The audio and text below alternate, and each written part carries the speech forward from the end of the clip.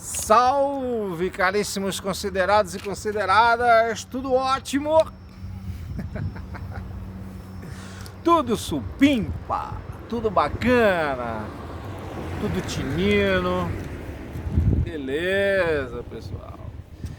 Eu estou aqui para contar mais uma história para nós, tá? Eu acabo ouvindo essa história uma vez, duas vezes, porque eu gosto das minhas histórias. Primeiramente, coceira no nariz, mexido na orelha, porque você sabe que o trem aqui é nós mesmos. É nós mesmos. Então, assim, não tem muita rilia, não tem muita rilia para nós fazer nosso trabalho aqui, contar a história para vocês, contar a história para nós. Então, contei uma história aí mística do tal do olho de lobo, né? Tinha tanta coisa de história, né? Existe tanta coisa mística que as pessoas falam, né? Antigamente, quando a pessoa tocava muito bem violão, né? O meu pai contou que tinha um cara que ele punha os violão nas costas, tocava e saía dançando. Ele amarrava o pano no olho dele, ele continuava tocando violão e tudo. Ele falou: esse cara fez parte, ele fez parte com ele tem pacto. Aí não, mas não é pacto não. Se você quer ser um bom tocador de violão, é fácil, né? Porque tocar violão também, pessoal, cativava, né? As gatinhas, cativava as moças. Então, um bom tocador de violão, o cara sonhava em tocar violão porque tinha mais facilidade, né, de conquistar um namoro, né? De cativar alguém. Então, os caras eram loucos para tocar violão.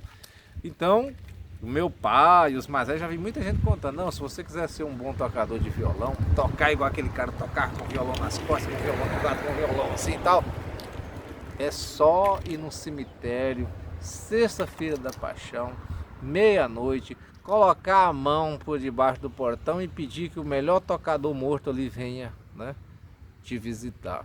Aí o tocador vem e puxa os seus dedos, né? E de lá você já fazendo todas aquelas marabalismos no violão. Eu sei um pouquinho de violão e hoje eu faço tudo isso sem ter metido a mão debaixo da porta do cemitério. É técnica, gente, é técnica, sabe? Violão é técnica, qualquer instrumento é técnico. Não tem história de pacto, de parte, coisa nenhuma. Porque eu fiquei sabendo da história, fiquei encafufado, mas depois eu descobri que tudo é técnica, né? Então, mas contar pra mim, eu ficava pensando nisso. Então essas histórias mexiam com o meu imaginário. Eu falava: será se isso existe? Será se não existe? Meu pai: existe. Será se existe? Será se não existe? Mas uma coisa que me deixou assim meio pensante foi que uma vez o meu pai entrou numa treta com um cabra. Meu pai trabalhava numa... Vou resumir, vou contar bem rapidinho. Meu pai trabalhava numa máquina de limpar arroz. E lá nessa máquina teve um determinado dia que sumiu 2 sacos de arroz. E só o meu pai e o dono que tinha a chave. Não é para resumir a história, o que acontece? O cara foi para cima do meu pai, o meu pai não sei e tal, e confiava muito no meu pai e tal, aquele saco de arroz e mexe vira e tudo e tudo. E meu pai: eu não fui, também alguma coisa aconteceu, então tarará. Meu pai: não, eu pago o saco de arroz pra você, esse é o problema. Eu: não, Serafim, não precisa não convém, porque eu quero saber, só eu que tenho a chave, eu não peguei, você tem a chave, você não pegou, algum problema tem aí. E virou aquele dilema, mas o cara não dispensou meu pai continuou trabalhando com o dono da beneficiadora de arroz. Chegou um dia, tinha um caseiro, o cara que morava na chacrinha do dono da beneficiadora, logo emendadinho, sabe, do outro lado da rua só da beneficiadora. O cara desocupou a casa, mudou, o cara falou assim: muda pra cá, Serafim. Aí meu pai foi mudar pra lá. No dia que tava limpando a casa, uma casa de tábua e cimento, tava limpando ali, o filho do maquinista de arroz, era o maquinista, beneficiadora, ele viu um monte de chave lá atrás da porta, falou: olha esse monte de chave. Olhou, a chave tava tudo alimadinha, né? Tava tudo alimadinha, amoladinha. O menino falou assim: espera aí. Daí o menino pegou aquela chave, toda porta que mandava lá, a chave abria. O menino falou assim: o menino teve uma ideia. O menino já é um rapaz de 17 anos. O rapaz correu lá na beneficiadora de arroz, que era logo pertinho do outro lado da rua. Chegou lá, mandou a chave lá, abriu a porta. Olha aqui. Se não for o Serafim, se não foi o meu pai, que era o seu Joaquim, dono do negócio. Daí o menino falou: então foi o cara que morava na casa. E daí, pessoal, já partiram atrás desse cara lá. Não sei o que, foi parar lá na polícia, chamou a polícia. A polícia veio no Fusquinha, veio um policial e o bate-pau, né? E o delegado também, o delegado, o policial e o bate-pau, de Fusquinha. Chegou lá, mandou a chave no negócio lá, abriu. O ex-morador já tava junto, aí virou um negócio, a polícia, foi você mesmo e tal, e virou aquele negócio, foi parado na delegacia. Chegou lá, levou meu pai prestou testemunho, levou o cara, prestou testemunho, o delegado já falou, o delegado já sentenciou, foi você o culpado mesmo, né? Você tá tremendo, você tá com a voz, não sei o que, já sentenciou o cara e deixou o cara guardado no cilindró lá, né? Deixou o cara guardado no cilindró lá, durante uma tarde, né? O cara ficou lá no cilindró e daí no outro dia cedo soltou o cara, mas com o compromisso dele pagar o saco de arroz pro meu pai, porque o meu pai já tinha pago pago o arroz pro dono da beneficiadora.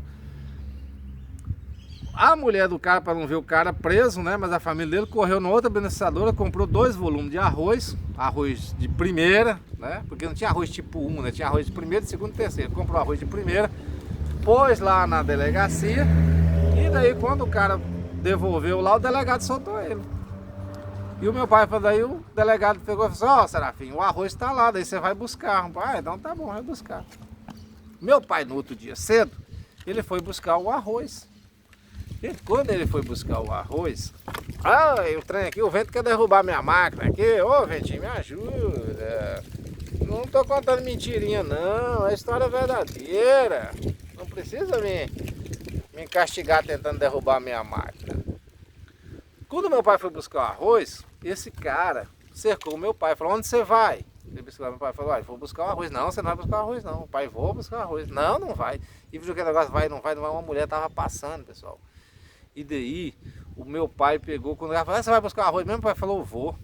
Aí que meu pai falou, então é a última vez que você vai lá buscar esse arroz. E o cara arrancou uma viana, uma faca, e pregou atrás do meu pai. E o meu pai saiu correndo. Meu pai falou, nunca mais ele gostou de chinelo, porque meu pai, a hora que foi correr, o chinelo soltou o cabresto, sabe? Soltou o cabresto assim, meu pai teve que correr, enrolou os pés, pá, caiu no meio do capinzal. E o cara foi com a faca pro lado, né? O meu pai só falou assim, valei-me São Judas e São Bento. E daí meu pai não viu mais nada, não viu o cara, não viu ninguém, ficou tudo... Né? Meu pai falou, foi São Judas e São Bento. Quando meu pai tornou em si, o cara não tava ali mais, ele tava só ele deitado no capim. E o meu pai viu uma mulher correndo para um lugar. E beleza, meu pai, a mulher foi lá e falou pra minha mãe, tinha um cara ali que tentou matar o Serafim, ele só não matou porque eu peguei uma ripa. Gente, o Parazão era cheio, as casas era tudo cercado de gradinha de ripa. A mulher pegou uma ripa daqui e falou, se você encostar nele eu te racho a cabeça. Se eu encostar nele eu te racho a cabeça, e o cara desistiu.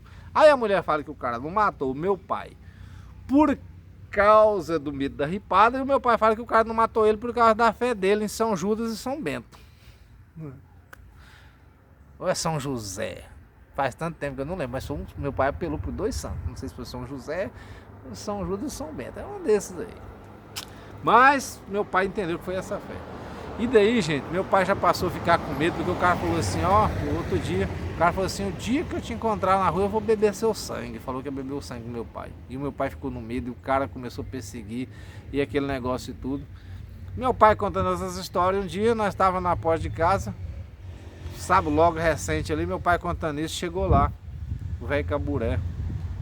O velho Caburé conversando com meu pai contando, ele falou assim, você não precisa carregar arma, você não precisa fazer nada contra ele, o que você precisa é de uma oração. Meu pai chama a sua mulher e fala para ela escrever uma oração, e essa oração que eu vou te dar, você vai fazer ela e ele não vai te ver. São fulano de tal, mas o anjo fulano de tal vai te esconder e ele não vai te ver. E eu, menino, escutando aquilo, não podia entrar no assunto mais velho, só cruzadinho. Aí, vai pra dentro, menino. Eu peguei, fui pra dentro, fui pra um buraco da parede, fiquei olhando pelo buraquinho lá. Aí minha mãe sentou numa cadeira, aí o velho Caburé sentou no chão, pegou um pauzinho e começou a riscar o chão. E minha mãe com a caneta, ele falou, essa oração não pode tirar 3 cópias, só 2. Se tirar a terceira, ela perde o encanto. E o seu Caburé começou a falar e riscar no chãozinho. Não sei o que lá, tal. Antes de me ver, eu o verei. Antes de não sei o que, sumirei. Ali estarei, mas para ele não estarei. Foi falando o nome de santo, foi falando o nome de anjo, foi falando negócio, e minha mãe anotando aquilo. E o meu pai com a mão no chão e o homem riscando o chão, fazendo um círculo para lá, um círculo para cá e falando umas palavras. E falou, e pode confiar, mas você não atravessa córrego. Na hora que tiver, se achar que estiver perseguindo, não atravessa córrego e nem cerca de arame. Apenas confia. Passa pelo seu inimigo que ele não te verá. E daí meu pai anotou, a minha mãe anotou aquele trem, pegou, dobrou direitinho e tal, e meu pai pôs na carteira. Né? Caburé falou, pode confiar em Deus, em São Fulano de tal e no anjo tal, que nada vai te acontecer. Gente, o meu pai falou, porque lá no Rio Maria, era assim, ó, tinha o Vila Nova, que era um bairro afastado, daí tinha um cemitério que era uma ruína do Vila Nova, onde o meu pai morava, e esse sujeito morava, para você ir para o centro onde trabalhava, só tinha uma rua de acesso, só passava por ali, então era normal que sempre iriam se ver às 7 da manhã na hora de ir para o serviço, às 11 na hora de voltar vir para o almoço, 1 da tarde na hora de voltar para o serviço e às 5 da tarde na hora de... Então ia ter a possibilidade de 7, 11, 1, então 4 vezes por dia se encontrar naquele negócio ali, no rito. E daí meu pai confiou, fez a oração.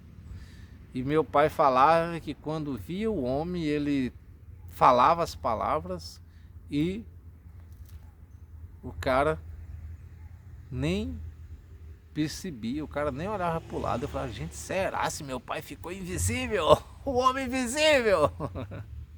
Não tem o homem invisível da série aí dos super-heróis? E daí um dia eu testemunhei um trem muito estranho com os meus olhos, com esses olhos. Tava indo, eu e o meu pai, num domingo para ir na feira, cedinho a gente ia na feira no domingo. Cedinho assim, já mais tarde um pouquinho, daí na hora que nós estava vindo, que chegou nessa rua do Bola com o cemitério, que era uma ruinha só, quando eu olhei lá eu vi o sujeito. Ele veio a pé porque era meio subidinho, ele estava com as sacolas de lado na bicicleta, empurrando a bicicleta. E o meu pai na mesma mão dele.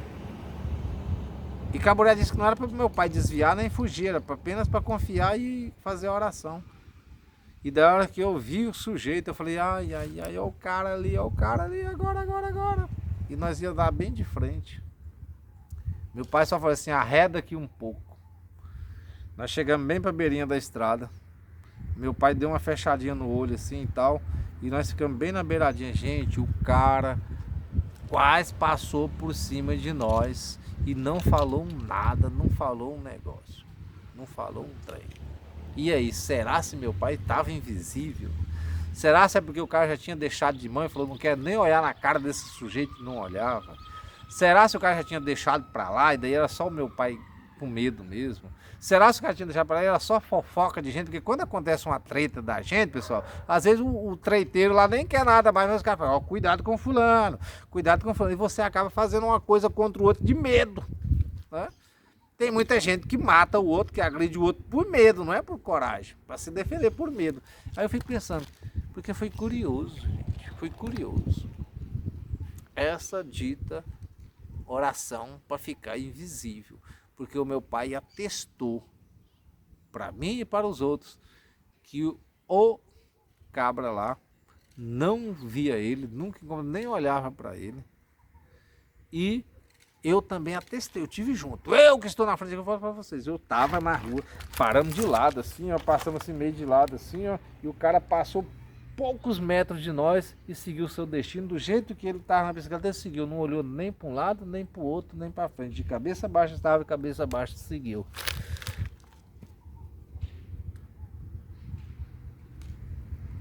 Será se existe oração para ficar invisível?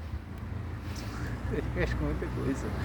Meu pai contava que ele tinha um tio, que na verdade era tio do meu avô, Sebastião.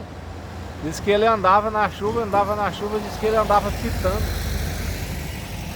E a fumaçona só levantando. Ele chegava na casa, ele tava enxuto, sem sombrinha, sem guarda-chuva, sem nada. Sabe? Diz que esse tio do meu vô Sebastião, que era tio do meu pai, tio segundo meu, diz que ele estava um dia numa roça, assim, trabalhando numa roça, quando ia passando dois papagaios. Os papagaios, crau, crau, crau. Diz que ele olhou e falou assim, hein? Os papagaios, crau, crau, crau. Onde vocês vai? Crau, crau, crau, crau. Volta aqui. Os papagaios, crau, crau, crau, crau. Quando desceu, gente, diz que era dois casal de urutu cruzeiro. Dois casal, não, um casal, né? Uma cobra macho e uma cobra fêmea. A cobra e o cobro. Não, uma cobra macho e uma cobra fêmea, que estava indo sendo mandada para ofender um senhor, uma família em tal lugar, mandado, né? E o meu tio do meu avô, conversou com os papagaios, que eram as cobras que estavam voando. Fez elas descer, elas se transformou e falou: vocês vão ficar por aqui. E as cobras sumiu e entrou para um buraco. E eu vou parar por aqui porque tá ficando longo. E vai ser a minha próxima história, história de benzedor de cobra, né? Diz, né? Eu já escutei tanta história de benzedor de cobra e as histórias são muito parecidas. Mas tá aí esse poder da oração, né? Mais um caso místico, né? Que eu estou compartilhando com vocês. Aí agora fica para a cabeça de vocês: existe ou não existe? Crê ou não crê? Eis a questão. Obrigado, gente. Tchau. Não quer chegar aos 17, tá chegando aos 17, então despido por aqui. Tchau, tchau, tchau, tchau. Obrigado. Coraçãozinho para todos e todas.